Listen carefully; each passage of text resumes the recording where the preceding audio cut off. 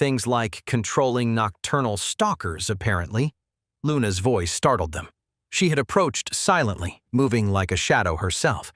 Her eyes studied Ren's containers with genuine curiosity, her gaze penetrating. "It's not what it seems." Ren avoided her penetrating gaze and shifted uncomfortably. "No?" Luna tilted her head. "Because it seems you weren't just keeping the shadow stalkers away, you were actually doing something more interesting." Ren swallowed hard. The intensity of her stare was unsettling, as if she could see right through him. "I don't know what you're talking about." He tried to sound casual, but failed. Luna observed the mushrooms in his hair. "I suppose those sealed containers are full of common earth, then."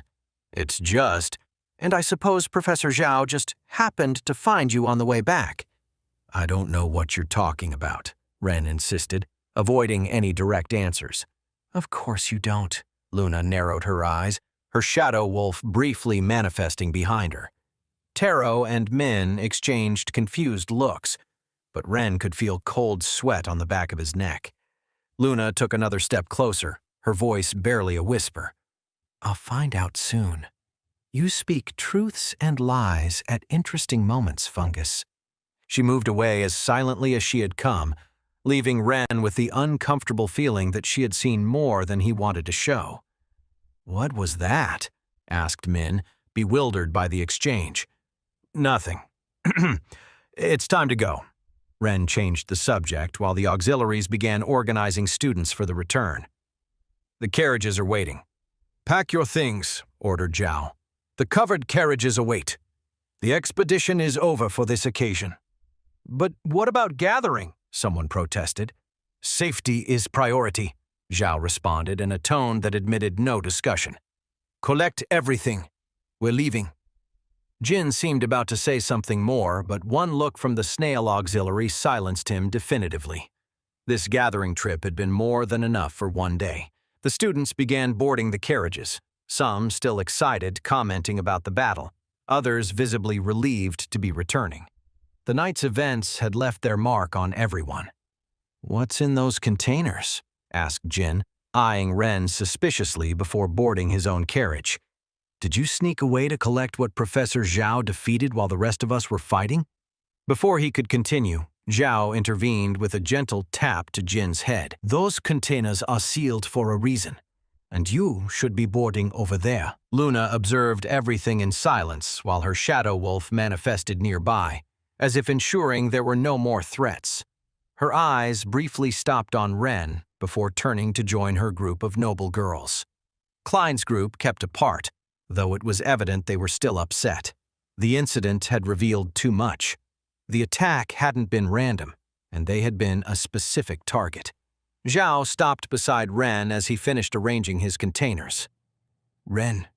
Zhao leaned slightly, his voice gentle despite evident exhaustion, his tone having lost the usual formality of classes. "Do you think you could do something more with that crystal of yours?"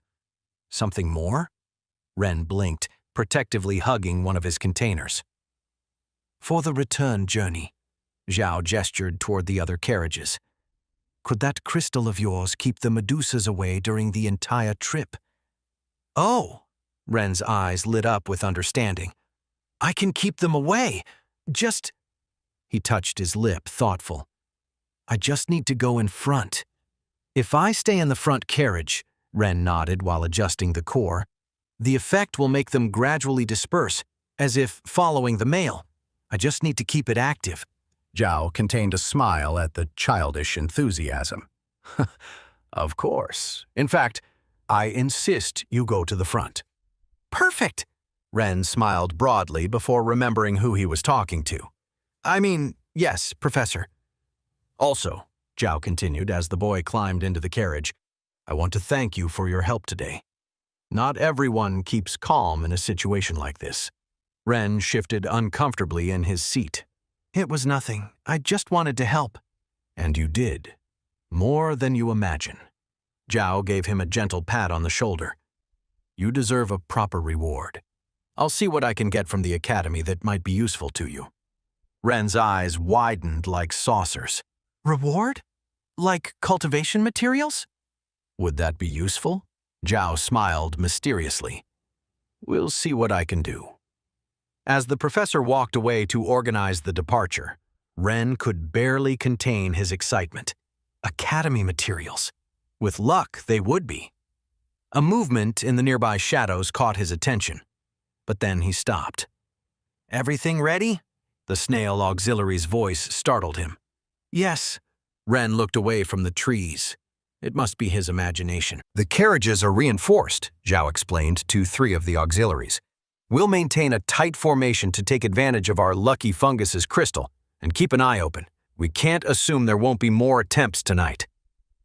They were ready to depart, with only 1 auxiliary remaining near the clearing's edge where the carriages waited, when Han shouted, "Wait!"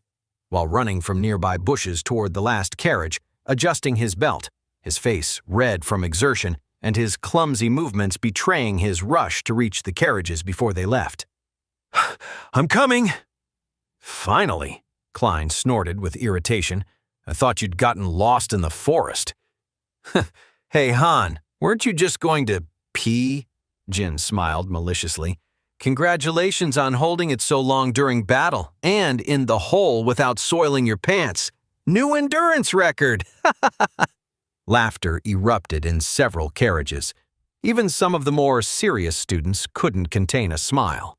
The echo of laughter bounced between trees, while Han, his face now the color of a ripe tomato, climbed into the last carriage. "Shut up," he muttered, though his voice was lost among more laughter, when Jin began dramatically imitating someone desperate to find a bush. "Silence and order!" The snail auxiliary tried to sound severe, though the corner of his mouth curved slightly. "Everyone to your places!" Ren observed the scene from the front carriage, the mushrooms in his hair pulsing softly with the more relaxed atmosphere. After so much tension, even a silly joke served to lighten the weight of what had happened. That's when he saw it again. A quick movement caught his attention from the corner of his eye. At first, he thought it was another shadow stalker, but the flight pattern was different. The mushrooms in his hair pulsed with curiosity when he managed to better distinguish the form. A flying beast, but its feathers had a color that didn't correspond to any species in the area. How strange, he thought, as the carriage pulled away. Those markings. "Move out!" The lynx auxiliary's voice pulled him from his thoughts. The carriages began moving, the laughter from Jin's joke finally fading. Wait, that's not the end. You've just had a free taste. Now get the full story on the Pocket FM app, link in description. Check out our next video and playlist, and don't forget to like, share, and subscribe.